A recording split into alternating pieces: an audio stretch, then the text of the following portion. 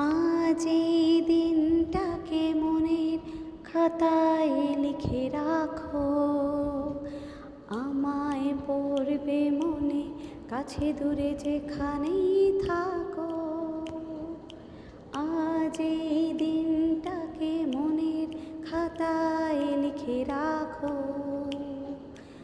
আমায় পড়বে মনে কাছে দূরে যেখানেই থাকো। মোহাম্মদ ইসফাকও শ্রদ্ধা নিবেদন করবে, ওর কিছু বক্তব্য আছে তার মধ্য দিয়ে ম্যাডামকে শ্রদ্ধা নিবেদন করবে বক্তব্যের মধ্য দিয়ে। মোহাম্মদ ইসফাক ৮ম শ্রেণী ক বিভাগের ছাত্র। এসো মোহাম্মদ ইসফাক।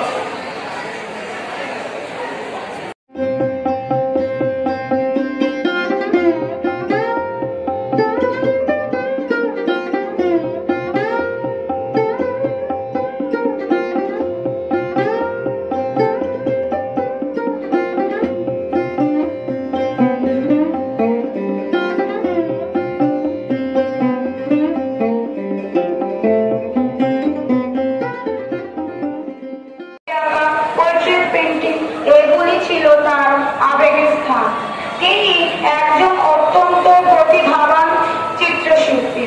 বর্তমান ছাত্রছাত্রীরা এই চিত্র অঙ্কন বিষয়েও সহসাহায্য পেয়েছে। খুবই যত্ন সহকারে মাতৃস্নেহ দ্বারা ওই সকল চিত্রের ত্রুটি বিচ্যুতি আমাদের বুঝিয়ে দিতেন। শুধু তাই নয়, পড়াশোনা ছাড়াও বিভিন্ন অনুষ্ঠানে তার উৎসাহ ও সক্রিয় যোগদান দেখে আমরাও উৎসাহিত হয়েছি বহুবার। বিশেষত বিদ্যালয়ের সরস্বতী পুজোয় তার অবদান অনস্বীকার্য।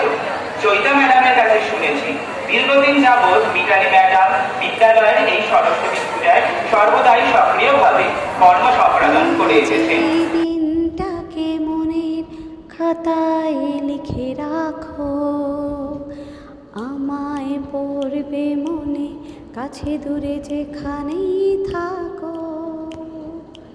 আজ এই দিনটাকে মনের খাতায় লিখে রাখো। আমাকে মানে একটা বলা যায় আমার গোটা জীবনে কর্মজীবনে একটা পুরস্কার।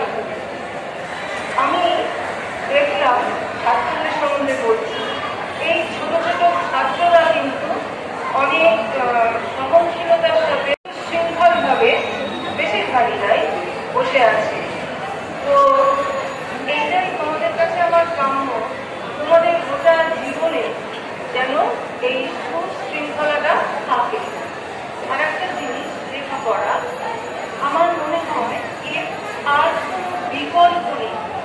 তুমি যেটুকু জানবে সেটুকু যদি সঠিকভাবে জানো, বোঝো, আত্মস্থ করো, তাহলে তোমার জীবনে তুমি সঠিক পথে চলতে পারবে। মানে বলতে চাইছি, কেউ তোমাকে এমন কিছু বলে তোমাকে কোনো বিপথে বা খারাপ কাজের মধ্যে দিয়ে যেতে পারবে না, কারণ তোমাদের বোধ বুদ্ধিটা তখনই সঠিক সচেতন হয়েছে।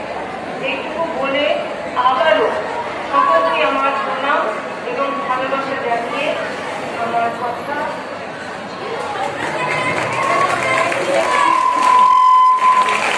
ধন্যবাদ ম্যাডাম। শ্রদ্ধা